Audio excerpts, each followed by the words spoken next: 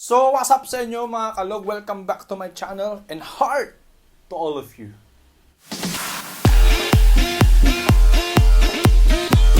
So mga kalog, welcome back sa channel natin. No? So, nakita nyo naman kung ano yung title natin. It's all about tattoo. Ayan mga kalog. So, pag-usapan natin mga kalog yung about sa pagtatattoo mga kalog. No? Mga dapat nating malaman o yung mga dapat nating alamin about tattoo. Ito, I'm not an expert sa tattoo. Ako lang is, may experience lang ako mga kalog. So, kagaya nga nito, nakikita niyo yung mga tattoo ko mga kalog. Experience lang yan. So, I'm not an expert yet. Hindi ako nagtatattoo mga kalog. Hindi ako artist. Kaya subukan nyo magpatattoo sa akin. Baka yung tigre nyo maging Hello Kitty. So, anyway mga kalog, ito yung mga pag-uusapan natin mga kalog. Una sa topic, sa listahan natin mga kalog is, bakit ka nga ba magpapatattoo mga kalog? Ano ang dahilan mo bakit ka magpapatattoo? Ito ba ay para pamorma? This is why I'm hot. This is why I'm hot. This is why I'm hot. Pangalawa is para ba para siga-siga? Hindi niyo ba ako kilala? Ako, si Boy Tato. Pangatlo is wala, trick mo lang. Boss, ako lang boss. Patato. Hindi pwedeng trip mo lang mga kalog na magpatato. No? Alam ko may dahilan ka kung bakit ka magpapatato. So ano nga ba ang dahilan mo? First of all, bago ka pumunta sa tattoo shop, bago ka mag-isip na magpapatato ka, and most of all, bago mo mag-research na kung anong gusto mo ipatato is, alamin mo muna yung dahilan bakit ka magpapatato. Kasi napakahalaga kung ano yung dahilan mo kung bakit ka magpapatato. Kasi kung wala kang dahilan, wala ring result. Yun nga, una sa listan is, alamin mo muna mga kalog, bakit ka magpapatato. Ano ba yung dahilan mo? Pinaka-dahilan mo. So, sa akin kasi mga kalog, ang dahilan ko kung bakit ako nagpatato, even though na nasa simbahan ako, as a worship team, isang dahilan ko is that, para makita ng mga tao na ang simbahan ay hindi lang para sa mga banal na tao, kundi naman, ang simbahan ay para sa mga makakasalanan na tao. At lahat tayo, kumbaga, simbahan is hindi ka ginajudge kung anong itsura mo. So, may mga tao kasi ako na-invite mga kalog na ayaw nilang pumasok kasi daw may mga tattoo sila. So, here I am, pinakita ko sa kanila na welcome ka pa din sa simbahan, kapatid, kahit may tattoo ka. Dahilan ko is that, kumbaga, pinapakita ko na hindi lahat ng may tattoo is tarantado o walang galang o walang isip o adik. So, yun nga mga kalog, after natin pag-usapan kung bakit ka magpapatattoo is that, pangalawa, babagay ba sa skin tone mo yung ipapatattoo mo? So, dapat mga kalog, alamin mo rin kung ano yung mga babagay na kulay sa balat mo. Hindi porket maputi ka, eto, bagay na sa ito. Kundi naman, kung maitim ka, ang gusto mo naman is itim din. Hindi pwede yun. Sir, sige, pasok lang, pasok.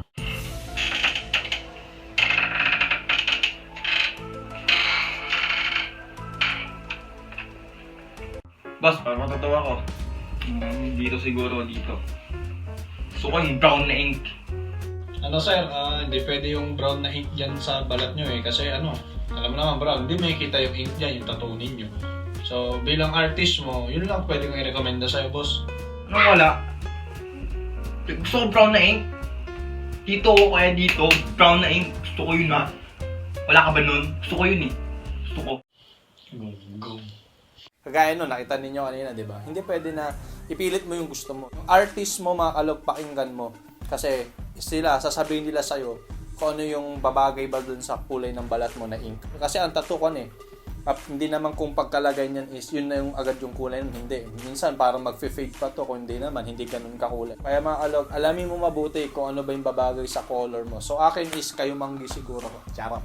Yes, medyo maputi ako na konti, kaya yan, medyo pinush ko yung mga may kulay-kulay. Pero more on, ang aking tattoo is more on black and gray lang mga kalog. Kasi yan na yung umpisaan ko. No? So nakita nyo, halos maku-full sleeve na rin tayo. Yan kasi ang goal ko, ma-full sleeve itong kalahati. Alamin mo mga kalog kung ano ba yung skin tone mo. Kung green, blue, yellow ka, may hepatitis ka. Pangatlo mga kalog sa ating listahan, siguraduhin mo na trusted yung artist na pagtatatuan mo. Kung ikaw ay first time mo magpapatato, magtanong ka sa mga may tattoo na nagagandahan ka sa mga tattoo nila. Tanong mo sila kung kaninong artist ba sila. Tanong mo kung kanino sila nagpatato. At try mo kung ano yung suggestion nila para sa'yo. Sa akin, personally, meron akong pinagpatatatuan dito sa Santiago City. Mamaya, shoutout natin yung shop na yan. Dapat trusted siya. Una sa lahat is, tingnan mo kung may tattoo siya. Hindi pwede yung magtatattoo sa'yo, walang tattoo. Kasi, hindi niya alam kung ano yung pakiramdam ng tinatatuan. Yan, tandaan mo, no? Oh, sir, kayo pala yung bagong artist ko daw na magtatattoo sa akin. Ay ako. Ako talaga. Ang tatato sa'yo eh.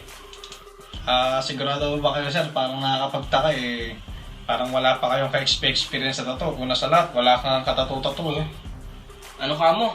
Ako walang tato. Baka di mo ako kilala. Di ko pa nakikita yung buong katawan ko. Hindi yan yung kulay ko. Tattoo yan ha. Tattoo yan lahat. Maski dito, hanggang dito, hanggang dito, tattoo ko yan. Ha? Kaya, halika na. Tatatuan na kita. Pangalawa is that tignan mo kung matindi ba yung experience na itong taong to sa pagtatato. Hindi yung purke nag-post lang siya na tattoo sa murang halaga, doon ka na magpapatato. Ano? Ready ka na? Sige sir. Teka lang sir, parang alam mo ba talaga mag-tattoo sir? Tiwala ka lang. Ako pa. Sikat kaya ako dito. Oo, sige. Sige ron. Ano? Tattoo 101. Kailangan idikit ang inibdid. Hindi pwede yun. Marami akong kakilala na nagpatato sila sa mga artist na dyan lang sa kanto. Ang kinalabasan, pati yung tattoo nila pang kanto. Dapat alamin mo kung professional ba itong nagtatato sa'yo. And most of all, kung kilala na ba to sa larangan na to. Ako personally, kilala na rin kasi talaga yung nagtato sa akin. And most of all, pangarap ko din magpatato kay Wang Od. No, kilalang kilala. Kahit sabihin mo stereotype yung tattoo niya, iba pa rin pag nagpatato ka kay Wang Od, di ba? Yung kumbaga, nagpatato ka sa pinakamakanta mambabatok na nanghahawak. Yun din pampahaba kasi ng buhay niya kapag nanghawak siya. Alam mo na yun. Nakita mo na sa mga post. And most of all, syempre, is malinis. Tignan mo yung shop niya kung malinis, mga kalog. Hindi pwede na kung ano yung needle na ginamit niya sa una niyang tinato, tapos yun din yung gagamitin niya needle sa'yo. Sige sir, next time ulit ha. Next time, next session. O ikaw yan, nasunod ka na dito. Alright, so ready ka na? Yes sir, yan na. Sige, dito na, dito. Okay. Ready? Sir, parang may mali. Wait lang. Sir, parang yan yung ginamit mong karaan sa tinatuan mo kanina. Oo, ito nga yung ginamit ko. Bakit? Sir, di ba dapat iibahan yung needle? Ano bang type ng dugo mo, boy? B. O, type A yun. O, di magkasunod lang kayo. Pwede yan, Brad. So tignan mo kung accredited ba to ng DOH, yung may business permit ba sila, no? Tsaka tignan mo, makikita mo naman kung malinis yung nagtatato o hindi, kung dugyot o hindi. So wag kang magpatato sa mga mamaya may AIDS pala yung nagtatato sa'yo, di nahawa ka pa. Diba? Di naman may sakit na something. Lalo ngayon, COVID. Wala naman nagtatato ngayon kasi lockdown. Mahalaga na alamin mo itong mga bagay na to bago ka pumunta dun sa artist na yun. So, most of all, the best kung first time mo magpatato is magtanong ka sa mga kakilala mo. Syempre, hindi naman porket sinabi niya na dito ka magpatato is okay na. Tignan mo rin kung ano yung ginawa dun sa tattoo niya. Kung talagang trusted ba talaga yun. O tsaka talagang maganda ba at pulido yung pagkakagawa. So, sa akin personally, ito ipapakita ko sa inyo itong tattoo kong to. Ito nandito. Ayan, i-ano lang natin sa screen. Nakita ninyo mga kalog na hindi siya ganun kapulido. Kumbaga, ampaw yung pagkakagawa. Ewan ko, kasi ito Kumbaga, hindi pa ganun ka-trusted na artist. But, still, hindi ko pinagsisihan. Kaya, although ito yung first na tattoo ko, hindi ko pinagsisihan na medyo palpak siya. Para sa akin is lesson learned yun. Para sa akin is may dagdag na parang meaning kahit, hindi ganun kapulido yung pagkakagawa. Medyo ampaw kasi siya. Sinabing ampaw is yung hindi ganung, na ilagay yung ink. Mali din siguro yung skincare yung tattoo care ko. Kaya yun din ang itatakal natin mamaya mga kalog. Pang-apat mga kalog, may meaning ba yung mga tattoo na ipapatattoo mo? Remember kalog na yung tattoo na ilalagay sa katawan mo ay hindi yan kumbaga kagaya ng henna na nabubura. Kapag magpapa-permanent ka na na tattoo mga kalog, dapat siguraduhin mo na hindi mo pagsisisihan yung ilalagay mo dyan. Kasi dadalhin mo hanggang hukay yan. Ang pangit kasi naman na first time mo magpatato, tapos biglang linagay mo yung pangalan ng girlfriend mo, tapos nag-break kayo, tapos araw-araw mo makikita yan, di ba? Ang pangit. Also naman yung cover up, pero still, nandun pa din Kumbaga, dapat mga kalokis, tignan mong mabuti. Pag-isipan mo mabuti, ano ba yung meaning ng ipapatato ko? May deeper meaning ba to o trip mo lang? Para sa mga kalog, dapat alamin mo, dapat relate sa buhay mo o sa sitwasyon mo yung ipapatato mo. Marami na ako napanood kagaya sa YouTube, yung Miami Ink, sila Kat Bondi, yung mga nagtatato na yon. Lahat ng client nila, tinatanong nila anong meaning ng tattoo na yon. So, may kwento, laging may kwento. Huwag kang magpatato na trip mo lang, kumbaga, yung sa mga, alam mo yung mga tattoo sa preso. Hindi naman sa panglalait mga kalog kasi trip-trip lang nila yun na ilagay eh. Wala naman talagang meaning yun eh, di ba? So sa akin mga kalog, based on experience yan, ipapakita ko sa inyo yung mga tattoo ko, ipa-flash. Una, yung nakita ninyo, yan is faith, hope, love yan mga kalog, yun nandito nakita ninyo. Faith, hope, love yan. Yung meaning ng tattoo na yan.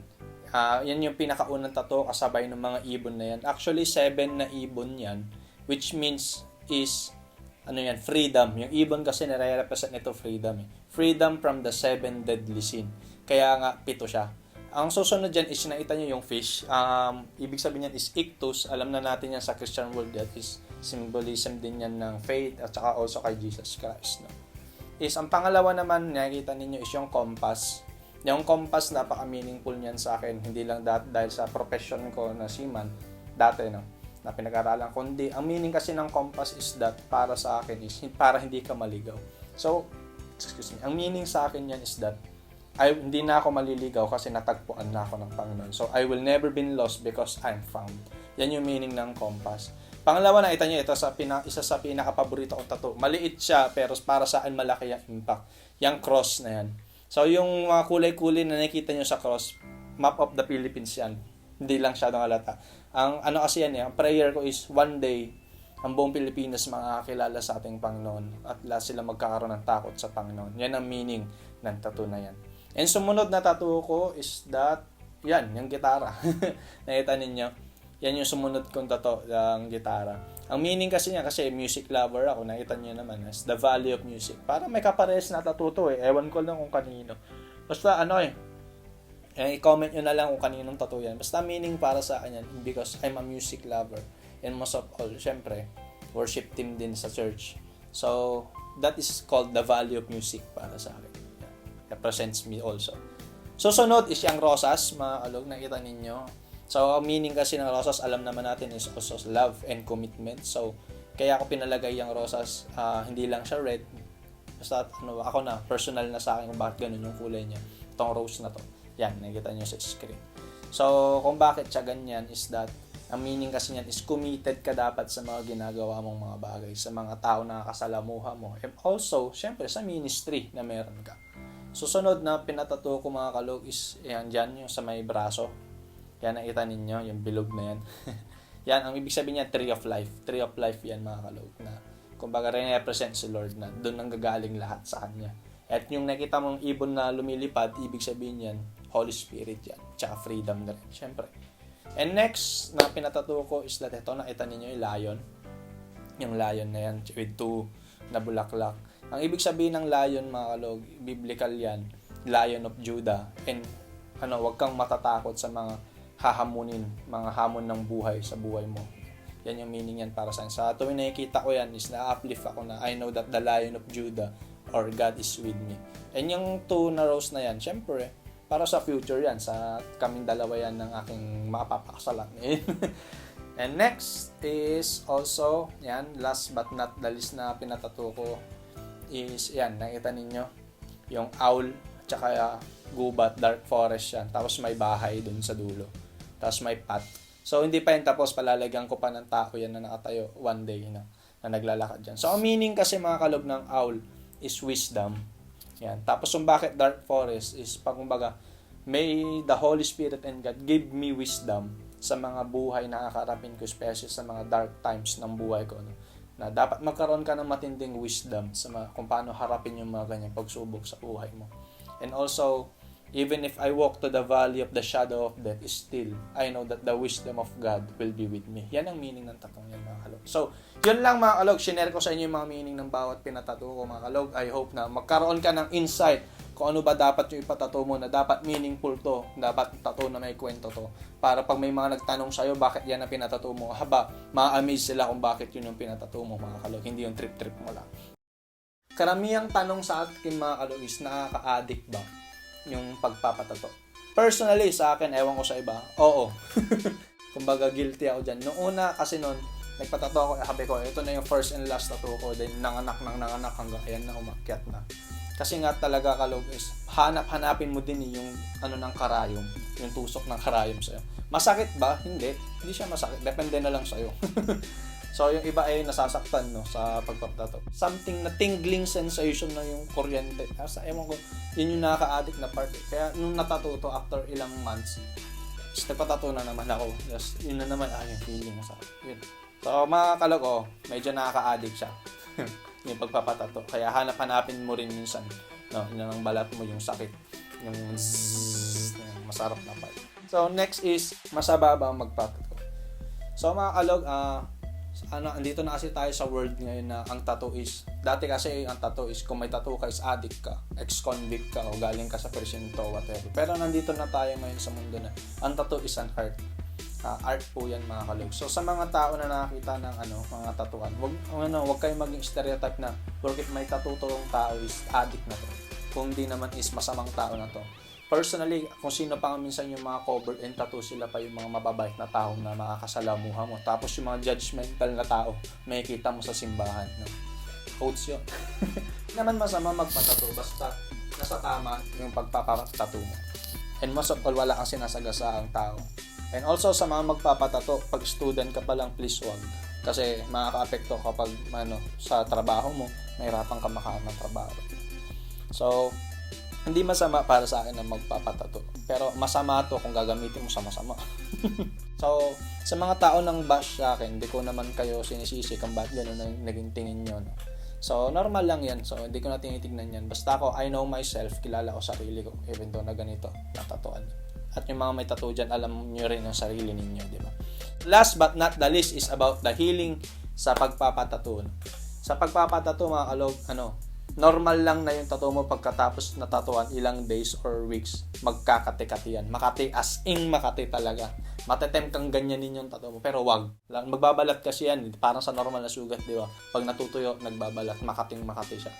So, magkakaroon ng scabbing. Normal lang yun, mga kalog, na yung tattoo mo magbabalat. Tapos yung itsura ng tattoo mo is parang malabnaw, kumbaga faded, kumbaga. Pero, yun kasi yung way na ina-adapt ng katawan mo yung ink. Pero, after nun, yan na. Magpapakita na talaga yung ng tattoo mo. Yan. Diba? Normal lang yan, pero wag mong kakamutin ng literal na kamot na matatanggal. Dapat ang kamot mo lang, isang tips ko sa inyo is, dampi-dampi lang. Ganun lang.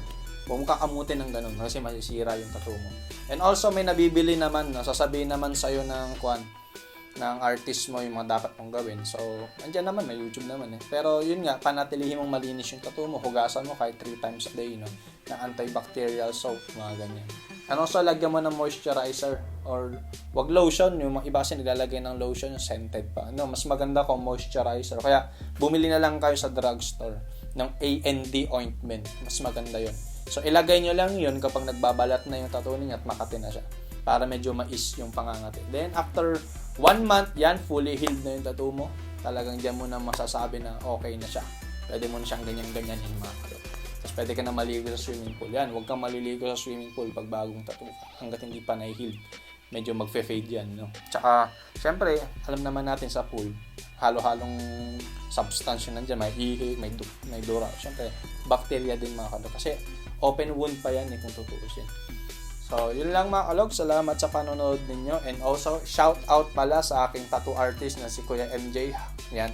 Shout out sa Hanabusa Tattoo Shop dito sa Santiago City. Yan, siya po yung dumudot ng mga tattoo ko. And more tattoos to come. And yan, marami pa akong gustong ipalagay, kuya, dito sa likod. So, stay tuned, mga kalog. Salamat sa panonood nyo. I hope na nakatulong to sa inyo. And also, sa mga magpapatattoo dyan, sana nabigyan ko kayo ng insight, no, about this tattoo thing na to, mga kalog. So, kita-kits next time, mga kalog. Stay tuned. So, subscribe and comment and like my video. Push the notification bell para updated ka sa mga bagong video ko sa channel ko. So, kita-kits, mga kalog. Again, God bless. Heart to all of you.